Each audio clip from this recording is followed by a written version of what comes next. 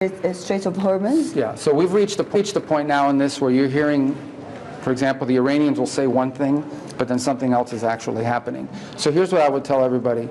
It's now obvious to us, and I think should be obvious to all of you, that the Iranian system is going to continue to produce all sorts of maximalist rhetoric. They're going to have people going on their TV, on their official media, and making all kinds of pronouncements. But what we're interested in is not their press conferences. What we're interested in is whether or not ships are moving. If ships are moving as they should be moving, then that's what we're going to judge and that's what we're going to react to. If, on the other hand, this rhetoric is backed up by actual ships being threatened and ships are not moving, that's a violation of the agreement and we're going to have a problem with it. So what we are watching is we see the continued flow of ships. In this particular case, that lane is the one that's being used for this evacuation effort that's being led by the International Maritime Organization, and that must continue. And as long as it continues, they can have all the press conferences they want. If that stops, then we're going to have a problem. Mr. Secretary, from Oman that there would be no fee or tolling system imposed, including after a specific commitment from Oman that there was zero interest in a tolling or fee system, including after the 60-day negotiation. I don't know if it's been issued yet, but we have a joint statement that's coming from our meeting, and it makes it abundantly clear. And so I would just reiterate the point that I made earlier. And I said this, I don't know if you guys were there in the open portion of it. I said fees and tolls are the same thing to me. Okay? If you're paying someone to go there, I don't care if you call it a fee or a toll or a donation, it's a toll. That's how we're going to define it. That's international waterway. There isn't a nation on earth that supports having to pay money to go through the straits. And think about it this way. If you have, first, it's not even workable. Let's suppose that we went crazy and lost our minds completely and decided to agree to have a tolling or a fee mechanism. How would that work? It's not doable, because what's the consequence for not paying? Let's say a ship says, well, I'm not going to pay the fee. It's not like a toll on a road. You don't get a ticket in the mail. They get shot at. You shoot at one ship, you sink one ship, no other ship is going to move. So that sort of system is not only unwise, it can't happen, it's not even workable. So you might as well abandon the fantasy now. So I think we've been clear. You can call it a fee, you can call it a toll, call it whatever you want. If you are charging money to use the straits, we won't support it, we won't tolerate it, we won't allow it. And I think there was unanimity in that room on that point. Mr. Secretary, two things. One on Venezuela. Do you have a dollar amount of assistance yet, or is it too early? Well, it's too early. I mean, we don't, right now we know they need, remember, unfortunately living in South Florida, living through both hurricanes, but other things that have impacted the Caribbean basin, what often happens is you have to wait and see what the needs are. The most immediate need, the one they need right now is search and rescue. That's the one they need immediately, because you got to get people out of that rubble within 48 hours or they won't survive. And so that's the first thing we're going to respond to. In the process of that response, we'll begin to assess what else they need. It is my guess, based on what I know about these sorts of things, that they're going to need a place. How do you house all of these people in the short term?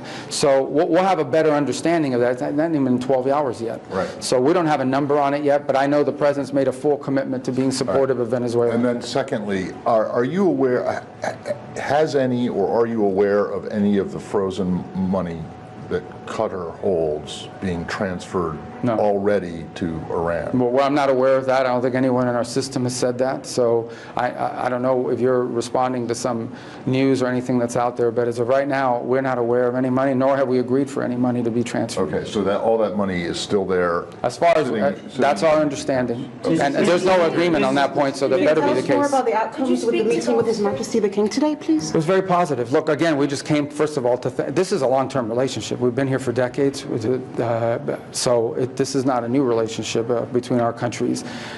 So obviously, as always, just express gratitude for all the support they gave us during this conflict.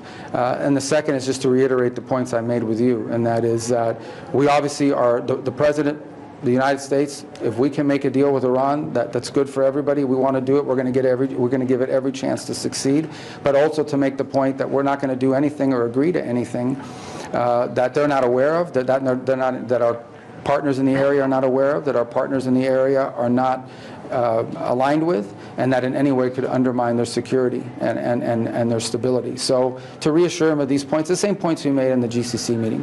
Mr. Secretary, in the meeting with the GCC allies, did any of them make any commitments to pay into this $300 billion reconstruction? No, it was not discussed. I mean, the reconstruction, that's way down the road, and that's something that'll be dealt with at the appropriate time in this process. But that was not discussed by anybody. You're drawing your red lines on both Hormuz and also nuclear program. If Iran rejects one of those terms, what would Washington's next move be? Well, look, the president has multiple options at his disposal if Iran goes back on their word or if Iran decides they don't want to make a deal. Let's hope that's not the case. We don't want that to be the case. We're going to give diplomacy every chance to work. We've got a good team working on it. And so if it doesn't work out, the president knows what his options are. But I'm not going to discuss what those options are with you. But the president has a lot of options at his disposal. On Oman. Very blunt terms to describe Iran's leadership. You used to call them, you did. Yeah. You used to call them religious theocratic lunatics. Do you still believe that language applies to the leadership today? Well, look, it's not that I believe it, it's the fact of the matter. I mean, the Iranian system is led by clerics, radical clerics. That's what it's always been led by, and that's what it continues to be led by. That said, we also have to manage the geopolitics of the situation. And then there's if they've changed their mindset, or if they've changed their approach to their relations with the United States and their neighbors, then we're going to give this thing a chance to work. Maybe this changed. I'm not saying it has. I'm saying the president wants to explore whether that's the case. And if it has, we're going to find out. But we're not going to find out because of what they say. We're going to find out because of what they do. We're going to judge them by their actions. And we'll test that proposition and see. No one says it's going to be easy, because I think at the end, we know that people that are still at the top levels of that government are people that adhere to the same theology and the same mentality as the people that have led it in the past. They've got some people in the political branches that seem more flexible and more willing to work with us. Those are the ones we're negotiating with. We'll see how it works out. Last month, President Trump threatened to bomb Oman if they impose tolls on the Strait. And just today, you mentioned that two nations should be able to impose tolls on a natural strait. Are you satisfied? Is the current bilateral relationship with Oman now in a good place? And are you convinced they're not playing games with respect to that issue?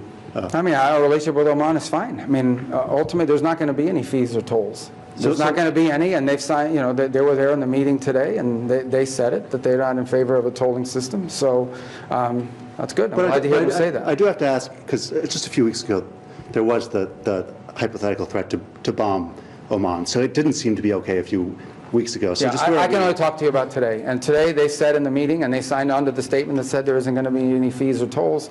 And so I think that's good news that they signed on to that.